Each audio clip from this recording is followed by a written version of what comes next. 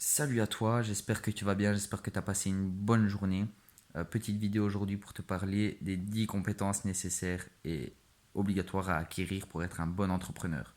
Première compétence est des connaissances professionnelles, c'est-à-dire tu dois obligatoirement te former. La formation est le meilleur moyen de percer dans, je vais dire ça comme ça, de percer dans l'entrepreneuriat, de faire des résultats dans ton business. Deuxième compétence à acquérir, ça va être de travailler avec pertinence, c'est-à-dire structure ton travail en faisant en premier lieu un bilan prévisionnel. C'est-à-dire sur une période de 2 ans, tu fais par exemple la première année par trimestre, donc à chaque fois des périodes de 3 mois, la deuxième année des semestres par période de 6 mois. Tu te dis, voilà, après les 3 premiers mois, je dois avoir atteint 10 000 € de chiffre d'affaires. Tu mets les actions nécessaires en place pour atteindre 10 000 € de chiffre d'affaires. Et cela va te permettre vraiment de t'aligner par rapport à ce que tu t'es fixé comme objectif. Donc, bilan prévisionnel, c'est des objectifs en fait. Deuxième point de cette deuxième compétence, ça va être de faire une étude de marché en fait. Chaque entreprise répond aux besoins d'une clientèle. Trouve ta clientèle, trouve quel besoin à ta clientèle et trouve un besoin précis auquel tu peux répondre par un produit ou par un service. Troisième compétence, ça va être les notions commerciales. Elles ne s'apprennent pas. Soit tu as la fibre d'un vendeur, soit tu n'as pas la fibre d'un vendeur en fait.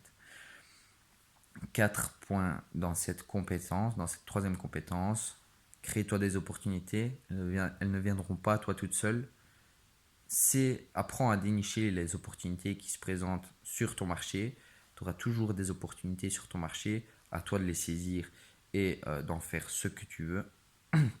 Troisième point, ça va être d'oser en fait prendre des risques parce qu'un entrepreneur qui ne prend pas de risques, euh, il réussit très rarement sur du long terme. Tu vas me dire, ouais, mais si je prends des risques, j'ai de grandes chances de me casser la gueule. Non, parce que tu limites les risques avec ta formation et tu limites les risques avec le facteur chance. La chance ne vient pas toute seule, il faut que tu la provoques. Et quatrième point, qui pour moi est tout aussi important que les trois autres mentionnés juste avant, c'est de te créer un réseau. Pourquoi? Parce que plus tu auras un réseau étoffé, donc plus tu auras un grand réseau de personnes qualifiées, moins tu auras de problèmes dans ton business.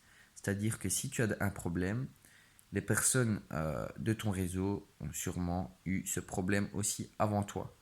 À toi de leur parler et de demander s'ils peuvent t'aider par rapport à ton problème. Euh, Quatrième étape, ça va être d'avoir des notions financières. Euh, donc les 2 premières années aussi, toujours, tu peux laisser le bilan et les déclarations d'impôt à un avocat, un comptable ou un expert comptable. Tu peux bien évidemment les suivre pour la rédaction de ceux-ci afin de te permettre de pouvoir reproduire ce qu'ils font et ne plus débourser de frais pour euh, les trois professions que je viens de te dire là. Le reste de la comptabilité journalière, tu peux la gérer toi-même. Cela va te permettre de savoir si ton entreprise se porte très bien, moyennement bien, pas bien du tout. Et ça va te permettre justement en aval de pouvoir justement mettre en place des actions nécessaires pour ne pas que tu sois surpris quand ta société va mal. Et la cinquième étape, qui sera la dernière pour aujourd'hui, je ferai les 5 autres étapes dans une autre vidéo, ça va être de te taire quand tu dois te taire et d'ouvrir ta bouche quand tu dois ouvrir ta bouche. Je m'explique. Si tu as des salariés, ne sois pas vraiment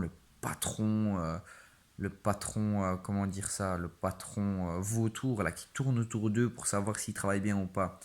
Un salarié qui se rend à son lieu de travail avec vraiment du punch parce qu'il sait que son